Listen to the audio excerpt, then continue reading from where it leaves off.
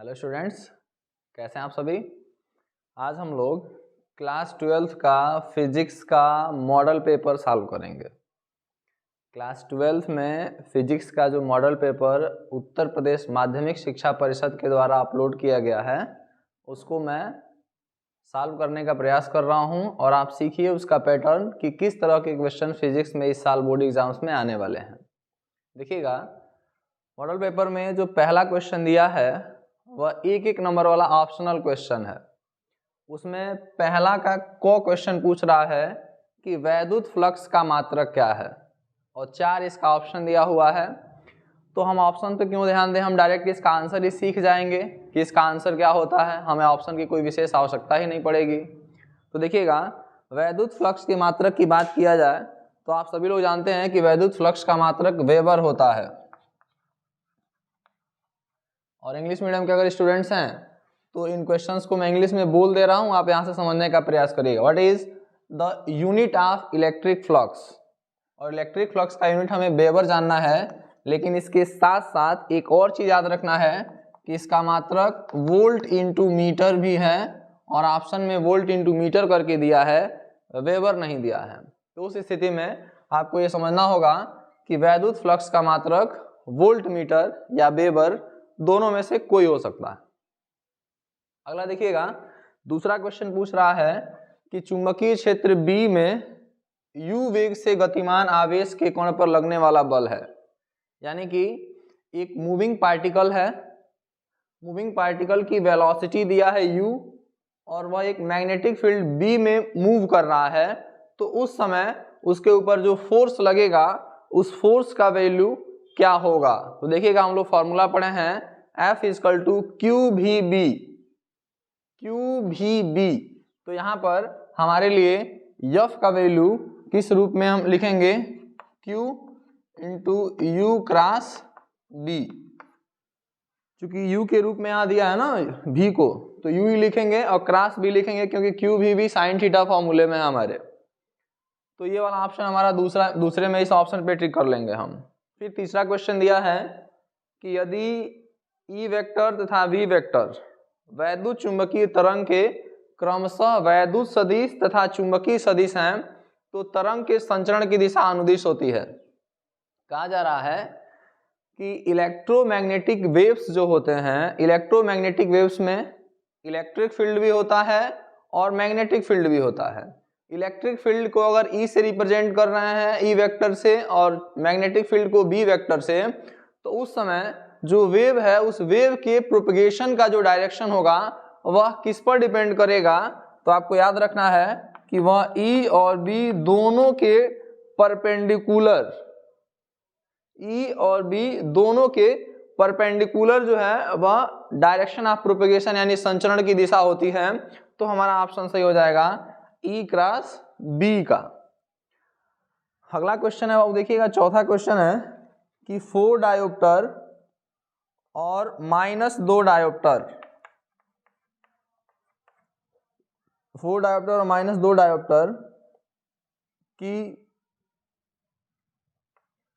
2 lens संपर्क में रखी गई हैं। 2 लेंस संपर्क में रखी गई हैं। संयुक्त लेंस की फोकस दूरी क्या होगी। संयुक्त लेंस की फोकस दूरी क्या होगी, फोकस दूरी क्या होगी। क्वेश्चन है, बड़ी शानदार सवाल है, न्यूमेरिकल है। थोड़ा सा हम लोग प्रयास करते हैं इसके बारे में कि अगर इस तरह के कोई अन्य क्वेश्चन आते हैं तो उन क्वेश्चंस को कैसे लगाया जाएगा। वो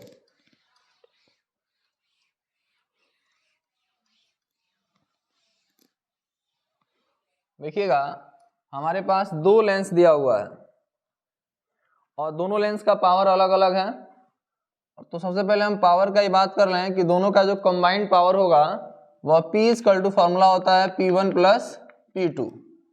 तो यहाँ पर P1 का वैल्यू भर ले रहे हैं 4 dioptre plus -2 dioptre is equal to 2 dioptre.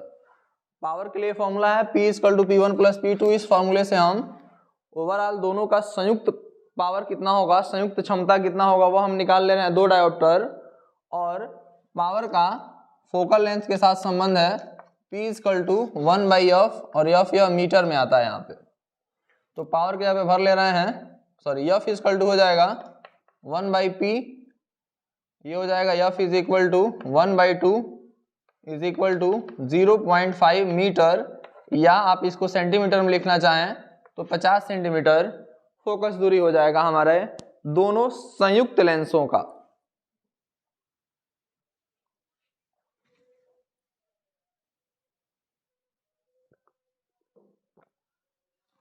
देखिए वो अगला क्वेश्चन है,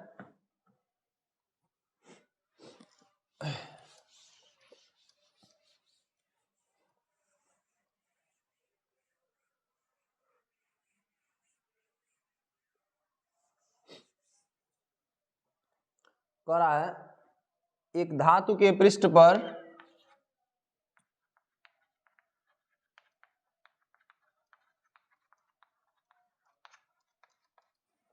एक धातु के पृष्ठ पर 6 इलेक्ट्रॉन वोल्ट ऊर्जा 6 इलेक्ट्रॉन वोल्ट ऊर्जा के फोटान आपतित होते हैं, के फोटान आपतित होते हैं।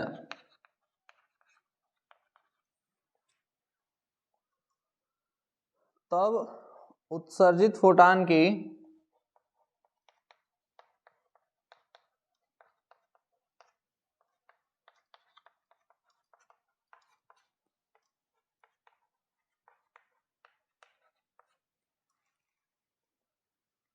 अधिकतम ऊर्जा 4 इलेक्ट्रॉन वोल्ट है। 4 इलेक्ट्रॉन वोल्ट है। निरोधी विभव ज्ञात कीजिए। निरोधी विभव ज्ञात कीजिए। क्वेश्चन है भाऊ कि एक मेटल का सरफेस है और उस मेटल सरफेस पर जो फोटान इंसिडेंट हो रहे हैं उनका एनर्जी दिया है 6 इलेक्ट्रॉन वोल्ट, और यह एनर्जी फोटान का जो उस पर इंसिडेंट हुआ है उसके वजह से जो नए फोटान उत्सर्जित हो रहे हैं उनकी अधिकतम ऊर्जा कितनी हो सकती है, 4 इलेक्ट्रॉन वोल्ट। तो उस समय पोटेंशियल बैरियर का वैल्यू बताना है आपको कि पोटेंशियल बैरियर क्या होगा। तो देखिएगा एक सिंपल सा फॉर्मूला हम यहाँ पर यूज कर लेंगे वो कि kinetic energy is equal to दिखा लेंगे E_V0। E_V0 यहां से काइनेटिक एनर्जी का वैल्यू दिया है, कितना अधिकतम ऊर्जा हो सकता है उसका, कितना 4 इलेक्ट्रॉन वोल्ट, और ये E/V0 जो वैल्यू दिया है वह E/V0 वैल्यू को हम यहाँ से दिखा दे रहे हैं E/V0 के रूप में। E से E कैंसिल हो जाएगा और V0 का वैल्यू 4 वोल्ट आ जाएगा हमारे पास आंसर। निरोधी विभव का वैल्यू कितना आ जाएगा बाबू, 4 वोल्ट। आसानी से आप इसको कैलकुलेट कर सकते हैं। इस तरह का और भी सवाल होगा, आप ट्राई कर लेंगे एक बार जरूर।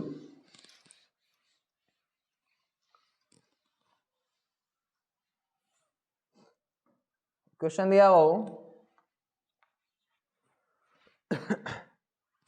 कि पी टाइप अर्धचालक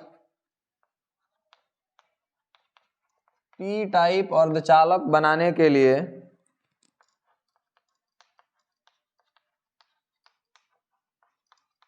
पी टाइप अर्धचालक बनाने के लिए शुद्ध जर्मेनियम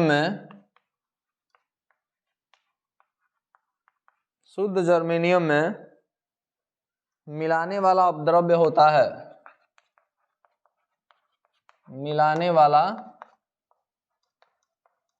अपद्रव्य होता है। क्वेश्चन क्या है बाबू कि हमारे पास प्योर जर्मेनियम है और उस प्योर जर्मेनियम से हम पी टाइप सेमीकंडक्टर बनाना चाहते हैं। तो पी टाइप सेमीकंडक्टर बनाने के लिए हमें किस तरह की अशुद्धि उसमें जोड़नी चाहिए। तो ध्यान दीजिएगा, पी टाइप का अगर आप सेमीकंडक्टर बनाना चाहते हैं तो हमेशा ट्राईवैलेंट इम्प्यूरिटीज उसमें ऐड करेंगे। ट्राईवैलेंट इम्प्यूरिटी यानी ऐसे अपद्रव्य जिनकी संयोजकता 3 हो, जैसे बोरान है या फिर एल्युमिनियम है। बोरान और एल्युमिनियम जैसे अपद्रव्यों को जोड़ने पर p प्रकार के सेमीकंडक्टर बनते हैं, जबकि 5 वैलेंसी वाले अपद्रव्य जोड़ने पर n टाइप सेमीकंडक्टर बनते हैं। जैसे अगर इसमें हम फास्फोरस जोड़ दें तो उसकी वैलेंसी 5 है, तो उस समय n टाइप का सेमीकंडक्टर बनेगा। ठीक है, तो अगर ऑप्शन में बोरान या एल्युमिनियम दिख रहा है तो दोनों में से किसी पर आप टिक लगा सकते हैं। अगर p टाइप सेमीकंडक्टर की बात कर रहा है तब n टाइप कहेगा तो पेंटावेलेंट इम्प्योरिटीज ऐड किया जाता है, लाइक फास्फोरस। ठीक है, दूसरे का पहला क्वेश्चन क्या है देखते हैं भाऊ। दूसरे का पहला क्वेश्चन दिया है कि विशिष्ट चालकता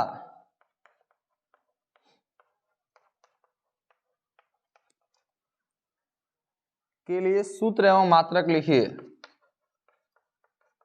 के लिए सूत्र तथा मात्रक लिखिए। ध्यान दीजिए भाऊ, क्वेश्चन है विशिष्ट चालकता का मतलब है specific conductivity. Specific conductivity, specific conductivity के लिए हमको फॉर्मूला लिखना है और उसका यूनिट लिखना है। तो ध्यान दीजिएगा भाऊ, स्पेसिफिक कंडक्टिविटी कहते किसको हैं? The reciprocal of resistivity. The reciprocal of resistivity is known as specific conductivity.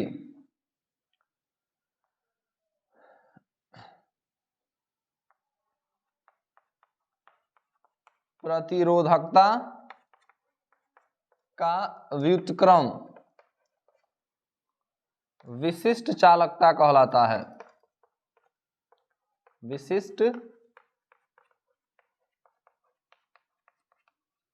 चालकता कहलाता है।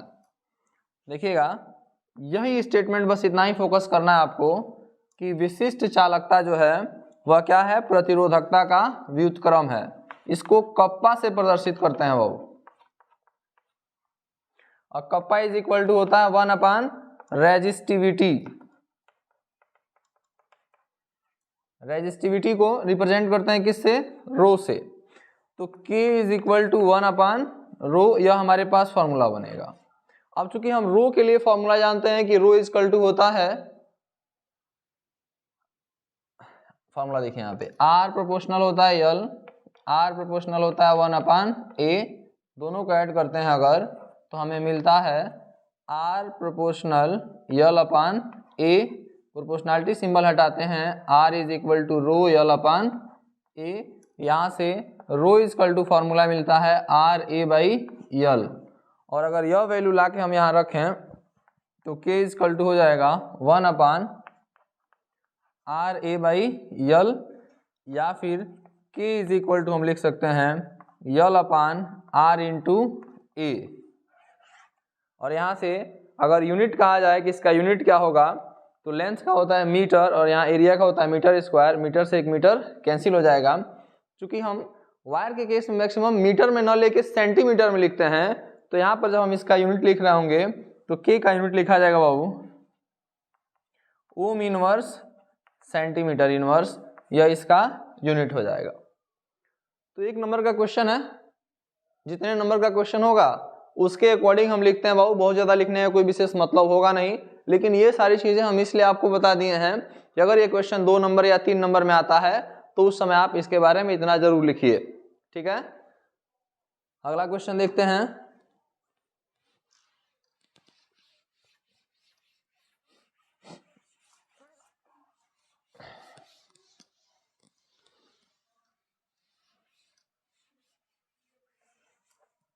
दूसरा का ख क्वेश्चन है बाबू,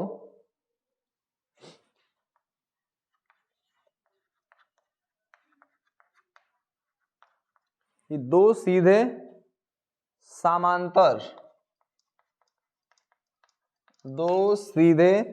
समांतर अनंत लंबाई के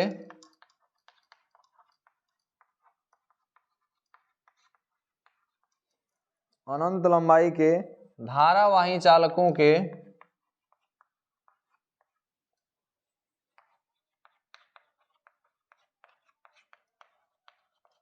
धारावाही चालकों के प्रति एकांक लंबाई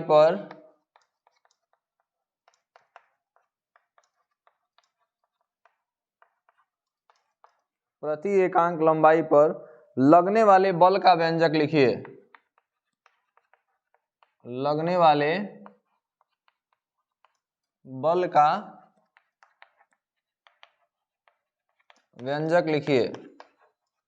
देखिएगा क्वेश्चन क्या है बाबू कि हमारे पास दो current carrying straight infinite length के कंडक्टर हैं। इनमें करंट प्रोड्यूस हो रहा है, मान लीजिए एक में I1, एक में करंट प्रोड्यूस हो रहा है I2, और उस समय इनके बीच का दूरी अगर मान लिया जाए कि R है,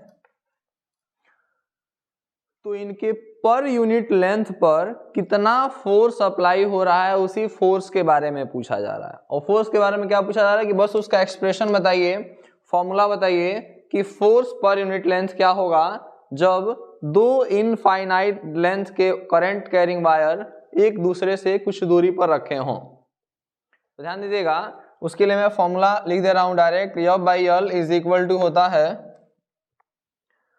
mu naught I1 into I2 upon 2πr। अब ये जो फॉर्मूला आया है, ये फॉर्मूला कहाँ से आया है, ये इसका पूरा का पूरा डेरिवेशन आप तैयार कर लीजिए। कैसे इसका डेरिवेशन लगाते हैं मैं समझा दे रहा हूँ, आप जरूर ट्राई करिए उसको, क्योंकि अगर ज्यादा नंबर में क्वेश्चन आ रहा होगा तो उसका डेरिवेशन आपको आना चाहिए। हम क्या करेंगे बाबू, मान लेंगे कि हमारे पास कोई दो वायर है और दोनों वायर में, एक में वायर में करंट I1 मान लीजिए, दूसरे में करंट I2 मान लीजिए, बीच का दूरी R मान लीजिए। और फिर आप यहां से दिखाइए कि पहले वायर की वजह से दूसरे वायर के ऊपर जो मैग्नेटिक फील्ड प्रोड्यूस हुआ है वह मैग्नेटिक फील्ड क्या है। और मैग्नेटिक फील्ड के लिए अगर आप वहां निकालना चाहेंगे तो B इक्वल टू फॉर्मूला आप निकाल लेंगे mu naught I upon 2πr, और I की जगह पे I1, क्योंकि पहले वायर के कारण दूसरे वायर के ऊपर मैग्नेटिक फील्ड जो प्रोड्यूस हुआ है दूसरे वायर के लिए, वह मैग्नेटिक फील्ड आपने यहां से निकाला।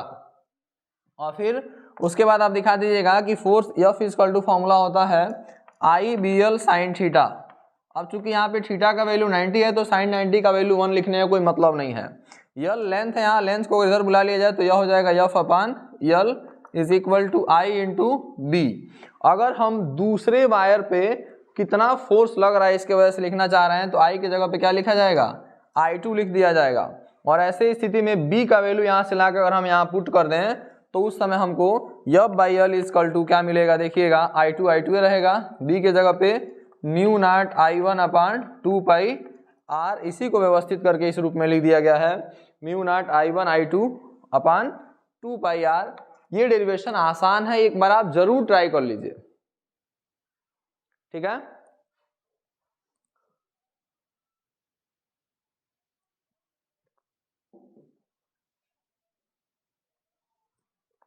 अगला क्वेश्चन देखते हैं भाऊ।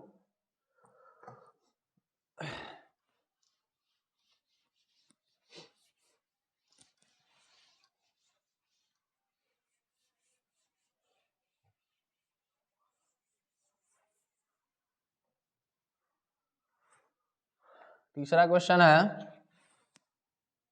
कि 10 ओम प्रतिरोध तथा 10 हेनरी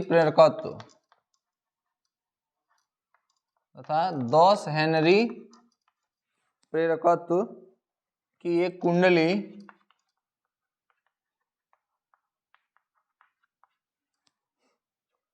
50 वोल्ट बैटरी से जोड़ी गई है। 50 वोल्ट बैटरी से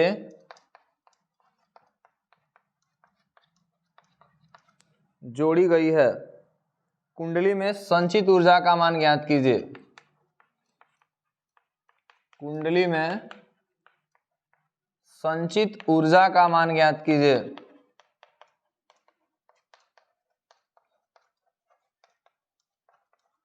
क्वेश्चन को समझने का प्रयास करेंगे बाबू। एक कॉइल है, उस कॉइल का रेजिस्टेंस है 10 ओम और उसका इंडक्टेंस है 10 हेनरी और उसको 50 वोल्ट बैटरी से कनेक्ट किया गया है तो उस समय उसका स्टोरेड एनर्जी क्या होगा ये पूछा जा रहा है। तो स्टोरेड एनर्जी के लिए फॉर्मूला होता है वो E equal to 1/2 L I का स्क्वायर। यहां से 1/2 तो 1/2 ही रहेगा, L का मतलब है इंडक्टेंस का वैल्यू कितना भर दिया जाएगा 10। I निकालना चाहते हैं तो ओम्स लॉ से V इक्वल टू IR होता है, V का वैल्यू भर देंगे 50, R का वैल्यू दिया है कितना 10, I का वैल्यू आ जाएगा 50/10 यानी I इक्वल टू 5 एम्पियर। तो ये हो जाएगा 5 का स्क्वायर 1/2 इंटू 10 इंटू 5 इंटू 5, ये हो गया 125 जूल एनर्जी हो जाएगा। ठीक है, चलिए अगला क्वेश्चन है घ वाला कि क्रांति कोण की परिभाषा लिखिए।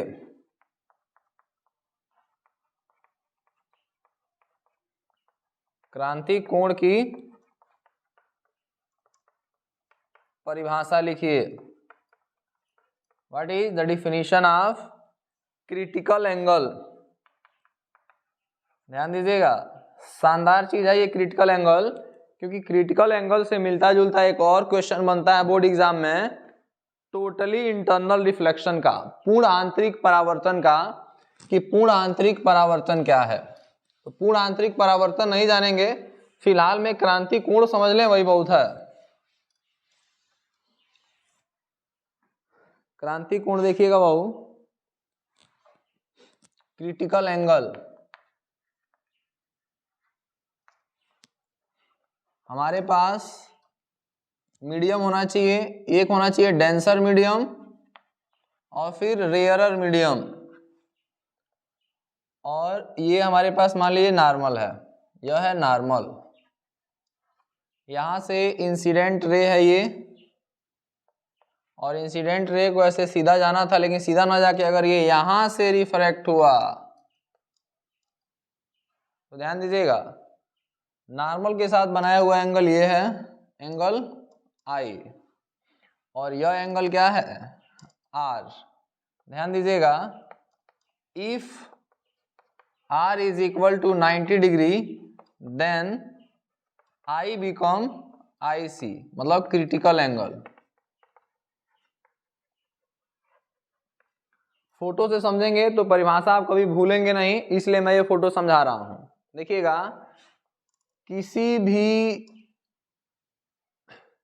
प्रकाश के लिए जब वह प्रकाश सघन माध्यम से विरल माध्यम में जा रही हो, यानी डेंसर मीडियम से रेयरर मीडियम में जा रही हो, तो डेंसर मीडियम से रेयरर मीडियम में जाते समय वह इंसिडेंट एंगल जिसके लिए रिफ्रैक्शन एंगल का वैल्यू, एंगल ऑफ रिफ्रैक्शन का वैल्यू 90 डिग्री हो जाएगा, उसी आपतन कोण को क्रांतिक कोण कहा गया है। परिभाषा दिया जाए तो वह आपतन कोण जिसके लिए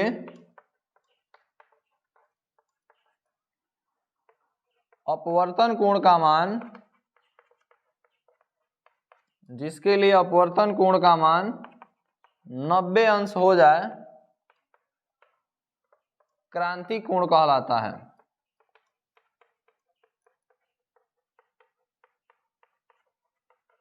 क्रिटिकल एंगल क्या है? The incident angle for which the angle of refraction become 90 degree. Angle of refraction अगर 90 डिग्री हो जा रहा है तो उस समय जो एंगल ऑफ इंसिडेंस है वही हमारा क्रिटिकल एंगल होगा। लेकिन इसमें एक चीज विशेष है, हमेशा याद रखना है कि लाइट रेज कहां से कहां जाना चाहिए, डेंसर मीडियम से रेयरर मीडियम में। क्लियर है? चलिए अगला क्वेश्चन देखते हैं।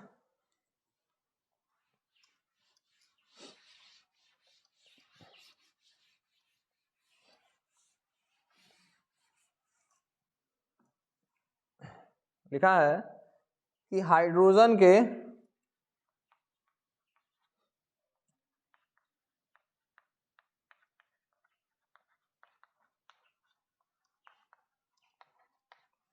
प्रथम बोर कक्ष की त्रिज्या,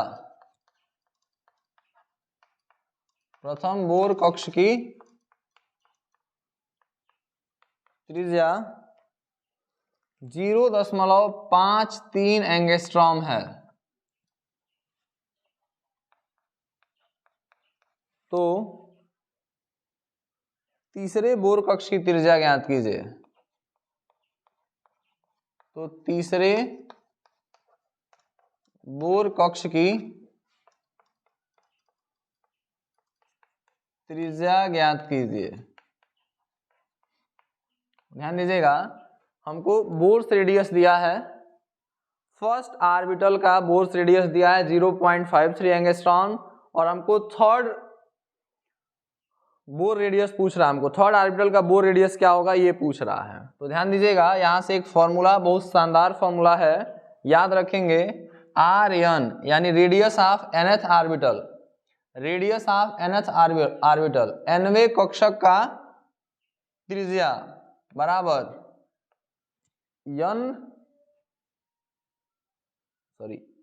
R1 इंटू n का स्क्वायर। nवें कक्ष की त्रिज्या जो होगी वह n के स्क्वायर का मल्टीप्लाई करा दिया जाएगा पहले रेडियस से, तो उसके बराबर हो जाएगा। यानी Rn is equal to R1 into n का स्क्वायर। ये चीज आप इसमें याद रखेंगे, जहां Rn क्या है, nवीं कक्ष की त्रिज्या, और R1 क्या है, प्रथम कक्ष की त्रिज्या, पहले ऑर्बिट का रेडियस और nth ऑर्बिट का रेडियस। अब इसमें हम वैल्यू पुट कर दें, n की जगह कितना भर दें, तीसरा हमसे पूछ रहा है, तो R3 is equal to R1 का वैल्यू दिया है 0.53, n के जगह पर 3 भर देंगे, 3 का स्क्वायर कितना हो जाएगा 9 इंटू 0.53 एंगस्ट्रॉम। कैलकुलेशन करेंगे तो यह कैलकुलेशन लगभग 4.77 एंगस्ट्रॉम के इक्वल आ जाएगा। ठीक है, तो ये फॉर्मूला अति आवश्यक है, जरूर याद रखिएगा, बहुत लाभकारी होगा आपके लिए। अगला क्वेश्चन है बाबू,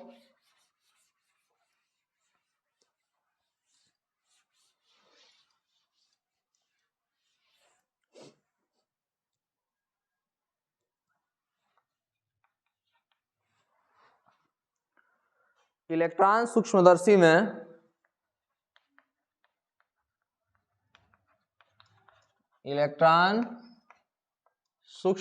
में त्वरक के विभव का मान ज्ञात कीजिए। त्वरक के विभव का मान ज्ञात कीजिए।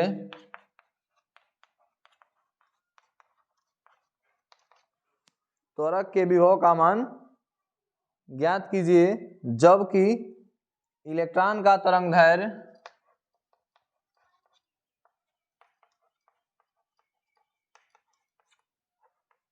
जबकि इलेक्ट्रॉन का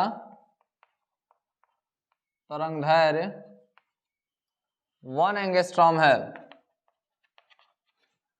क्वेश्चन को समझिएगा बाबू कि हमारे पास इलेक्ट्रॉन माइक्रोस्कोप है और इलेक्ट्रॉन माइक्रोस्कोप में जो एक्सेलरेटर लगा है उस एक्सेलरेटर का पोटेंशियल वैल्यू पूछ रहा है, जबकि इलेक्ट्रॉन का वेवलेंथ हमको दिया हुआ है 1 एंगस्ट्रॉम। तो ध्यान दीजिएगा, हम इसमें क्या करेंगे, फॉर्मूला यूज करेंगे कि kinetic energy is equal to होता है E इंटू भी।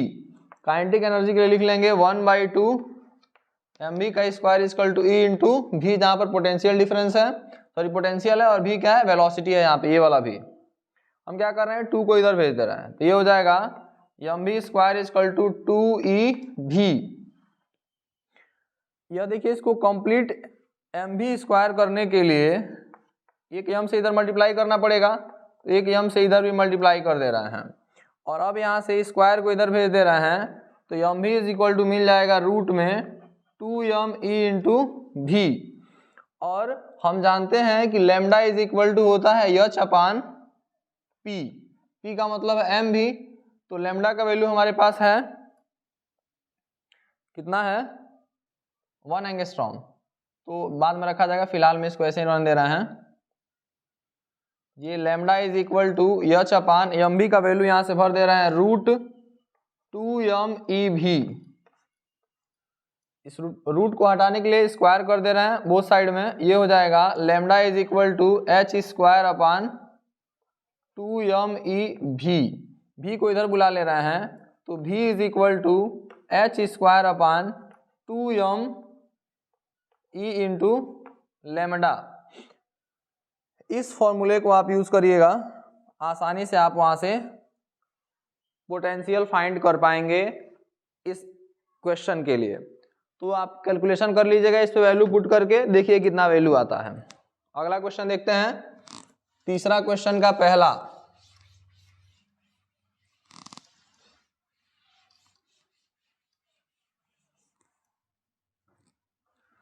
तीसरे क्वेश्चन का पहला क्वेश्चन है वो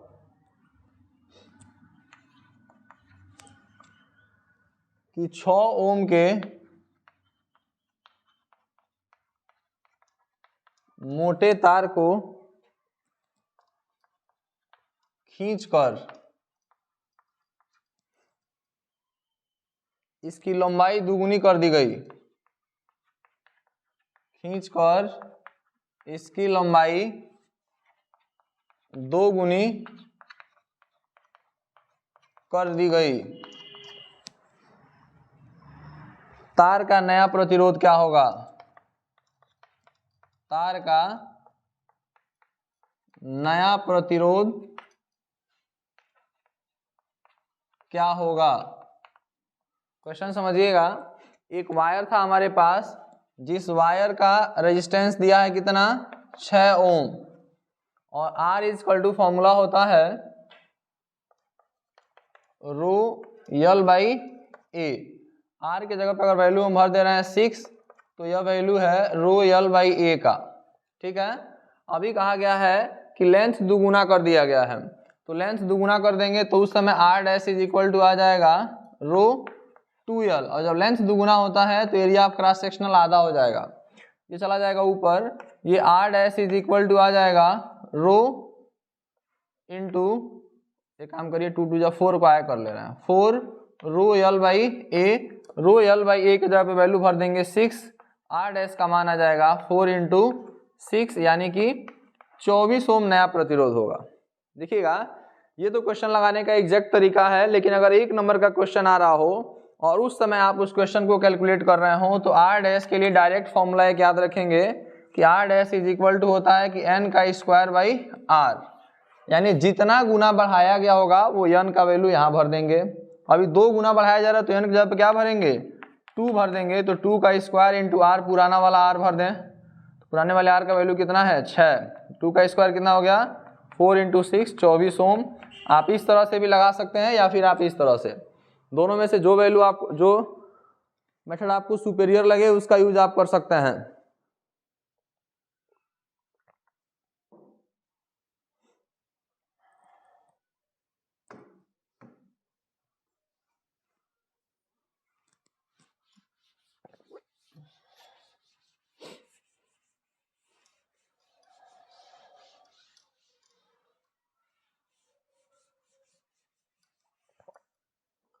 तीसरा का ख क्वेश्चन देखिए क्या दिया है,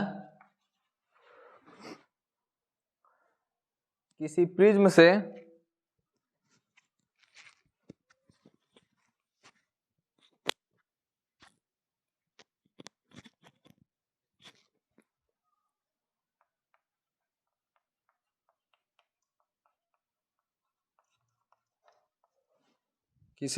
से अल्पतम विचलन कोण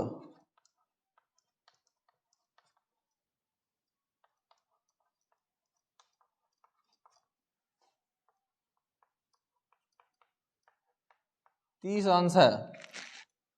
किसी प्रिज्म से अल्पतम विचलन कोण 30 अंश है तथा प्रिज्म के प्रथम पृष्ठ पर अपवर्तन कोण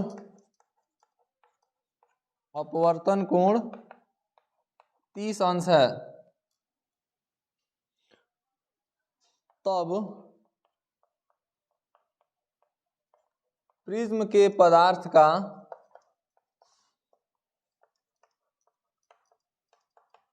अपवर्तनांक ज्ञात कीजिए। ध्यान दीजिएगा बाबू, क्वेश्चन कह रहा है कि एक प्रिज्म है हमारे पास और प्रिज्म से ये एंगल ऑफ डेविएशन यहाँ पर दिया है 30 डिग्री और एंगल ऑफ रिफ्रैक्शन यहाँ दे रहा है 30, यानी कि इसका प्रिज्म एंगल दे रहा है 60 डिग्री। भले से 30 अंश दिख रहा है लेकिन यहाँ का रिफ्रैक्शन एंगल दिया है। प्रिज्म एंगल यहाँ से निकालेंगे कितना आएगा 60 डिग्री का, और हमसे पूछ रहा है कि n का वैल्यू, इसका रिफ्रैक्टिव इंडेक्स क्या होगा। तो ध्यान दीजिएगा, refractive index n equal to, हम लोग फॉर्मूला पढ़े हैं, n is equal to sine a plus delta m by 2 upon sine a by 2। और ध्यान दीजिएगा, साइन को साइन रहने दीजिए, a का मतलब है प्रिज्म एंगल जो कि 60 डिग्री है, एंगल ऑफ डेविएशन है कितना 30 डिग्री अपान 2 अपान साइन प्रिज्म एंगल कितना था 60 बाई 2। यह आ जाएगा 60 प्लस 30 90 बाई 2, यानी कि साइन 45 अपान साइन 30। तो साइन 45 का वैल्यू होता है भाऊ 1/√2 अपान 1/2। ये 2 ऊपर जाएगा, n का वैल्यू आएगा √2। ये हमारा आंसर हो जाएगा। ठीक है, अगला क्वेश्चन देखते हैं भाऊ।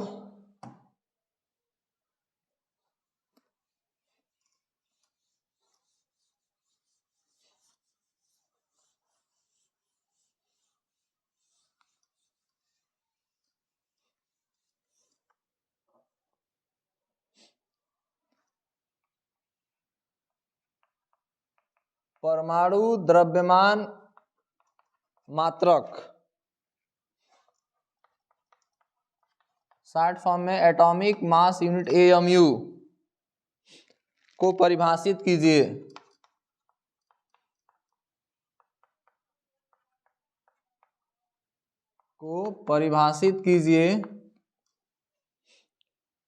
तथा इसका मान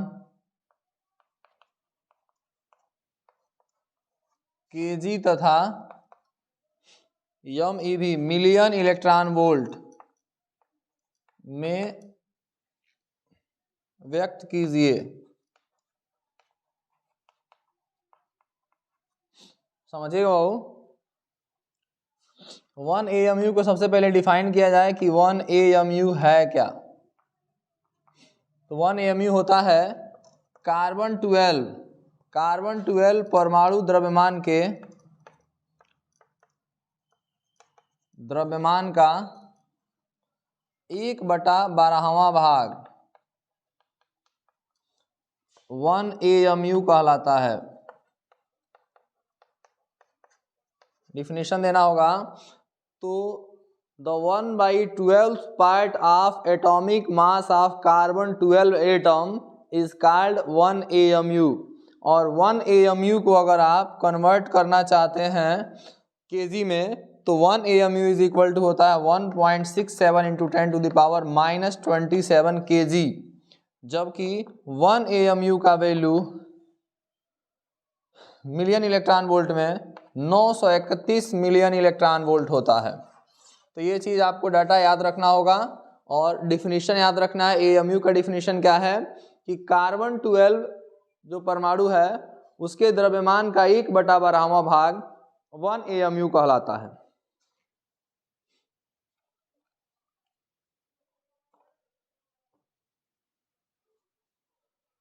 अगला क्वेश्चन है वो,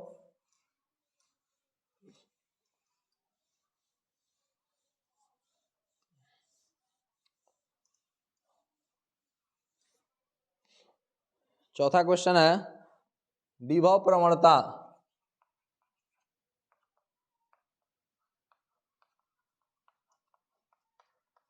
विभव प्रवणता से आप क्या समझते हैं।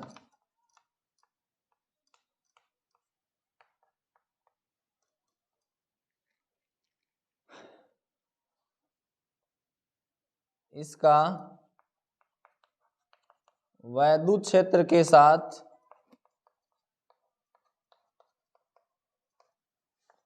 संबंध स्थापित कीजिए।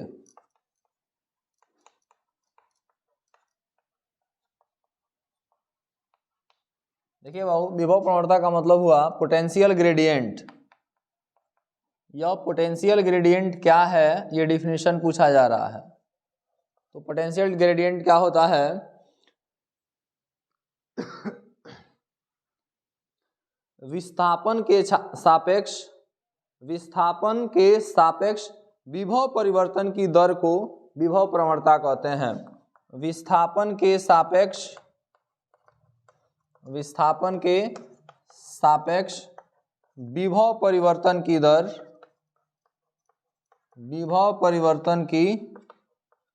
को विभव प्रवणता कहते हैं। विभव प्रवणता कहते हैं। अब देखिएगा, वेलोसिटी ग्रेडियंट क्या है, the rate of change of potential with respect to displacement. The rate of change of potential with respect to displacement is called potential gradient. और पोटेंशियल ग्रेडियंट का इलेक्ट्रिक फील्ड के साथ जो रिलेशन है वह है E is equal to minus dV/dr। आप यहाँ से यह डेरिवेशन कैसे होता है अब इसको बताऊंगा, बहुत लंबा समय लग जाएगा बाबू। एक डेरिवेशन पे 1 घंटे का वीडियो ऐसे बनने लगेगा तो बहुत लंबा होने लगेगा, कोई इंटरेस्ट नहीं रह जाएगा वीडियो में। इसलिए आप अपने आप से डेरिवेशन देखिएगा, जरूर आपको लगाया गया होगा, पढ़वाया गया होगा। E is equal to minus dV/dr, ये जो फॉर्मूला है, यहाँ से हम ये कह सकते हैं कि इलेक्ट्रिक फील्ड जो होता है वह निगेटिव ऑफ पोटेंशियल ग्रेडियंट के बराबर होता है। Negative of potential gradient. जो वैद्युत क्षेत्र की तीव्रता है वह विभव प्रवणता के ऋणात्मक मान के बराबर होता है। ये आपको यहां से समझना है। अगला है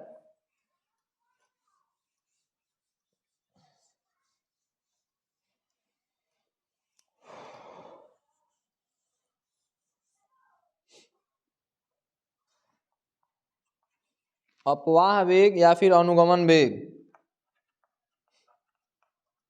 अपवाह वेग या अनुगमन वेग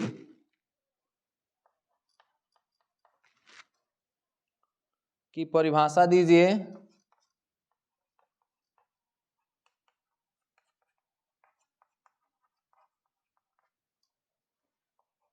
तथा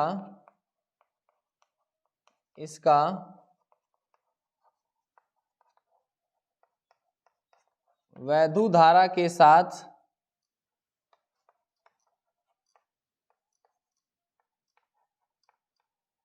संबंध बताइए।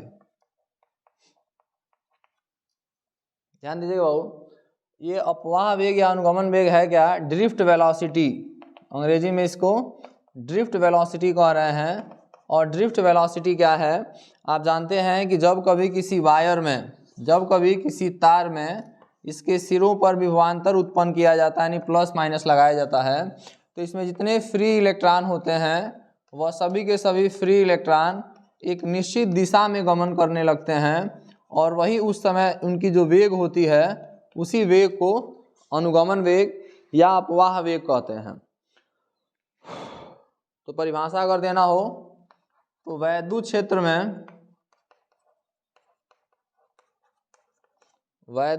में इलेक्ट्रॉनों की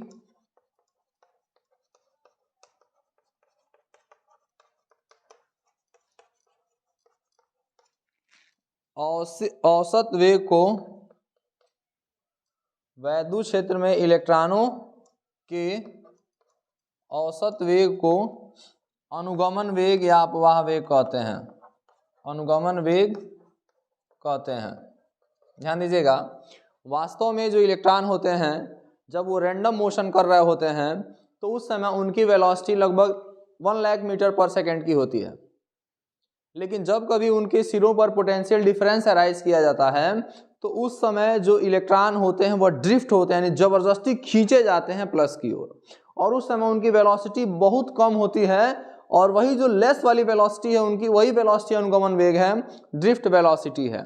और ड्रिफ्ट वेलोसिटी का करंट के साथ रिलेशन है I is equal to NEAVD। इसका भी डेरिवेशन है, आपको जरूर पढ़ाया गया, एक बार ये डेरिवेशन जरूर जाके आप देखिए, समझिए कि कैसे बताया गया। ठीक है, अगला क्वेश्चन है बाबू,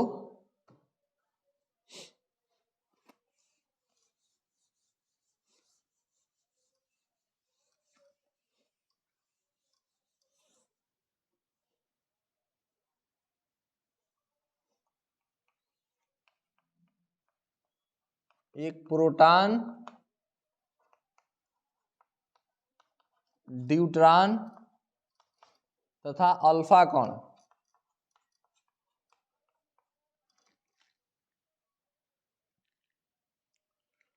समान विभवांतर से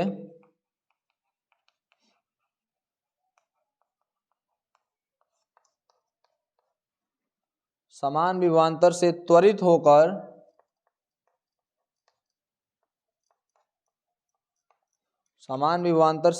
होकर एक समान चुंबकीय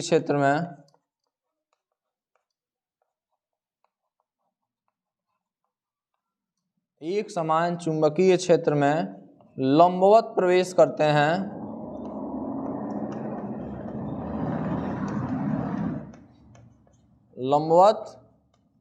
प्रवेश करते हैं, तो इनकी गतिज ऊर्जाओं की तुलना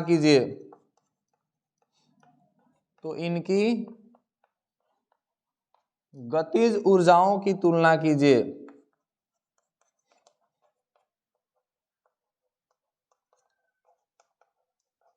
और क्वेश्चन क्या समझना है आपको, एक प्रोटॉन है यानी 1H1 है, ड्यूट्रॉन है यानी 1H2 है, और अल्फा कण है यानी 2 हीलियम 4 है, और यह तीनों सेम पोटेंशियल डिफरेंस में, सेम मैग्नेटिक फील्ड में परपेंडिकुलर अगर इंटर कर रहे हो, प्रवेश कर रहे हो, तो उस समय इनके काइनेटिक एनर्जी का कंपैरिजन करना है कि काइनेटिक एनर्जी का रेशियो क्या होगा। तो ध्यान दीजिएगा, अगर हम मास ऑफ प्रोटॉन की बात करें तो प्रोटॉन का मास इक्वल होगा 1 m के बराबर, मान लिए प्रोटॉन का एक यूनिट मास हम m मान लेते हैं।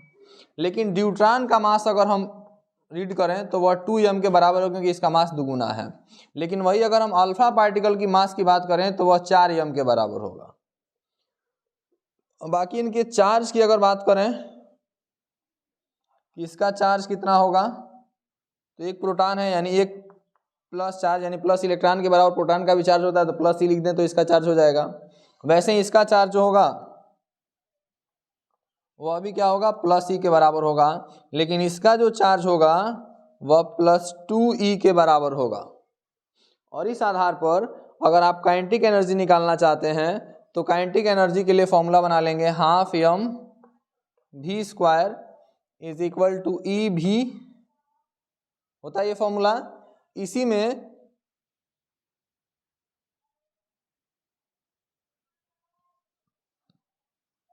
E का वैल्यू और m का वैल्यू पुट कर लेंगे, भी तो सब में सेम रहेगा, और आप आसानी से फॉर्मूले में इसमें वैल्यू ले आके रखिए, और तब आप रिलेशन फाइंड करेंगे तो रिलेशन 1:1:2 का आएगा। आप कैलकुलेशन करिए, थोड़ा सा आप भी कुछ करिए। अगला क्वेश्चन है,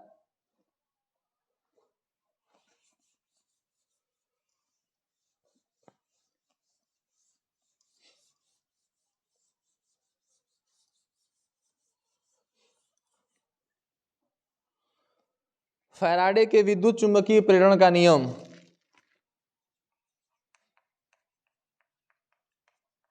फैराडे के वैद्युत चुंबकीय प्रेरण का नियम बताइए। ध्यान दीजिएगा, Faraday's law of electromagnetic induction क्या है। फैराडे साहब ने कहा था कि अगर किसी भी कुंडली से बद्ध चुंबकीय फ्लक्स की मात्रा में अगर लगातार परिवर्तन किया जाए तो उस समय कुंडली में एक प्रेरित ईएमएफ उत्पन्न हो जाता है, और यही स्टेटमेंट जो है यह फैराडे का प्रथम नियम है।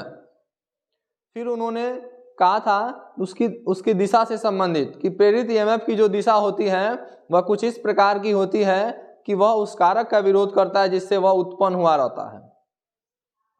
तो इसी के बारे में थोड़ा सा डिटेल आप पढ़ लेंगे, देख लेंगे कि कैसे उसको लिखना है, उस हिसाब से आप इस क्वेश्चन को प्रिपेयर कर लीजिए। अगला क्वेश्चन है बाबू 5वां क्वेश्चन,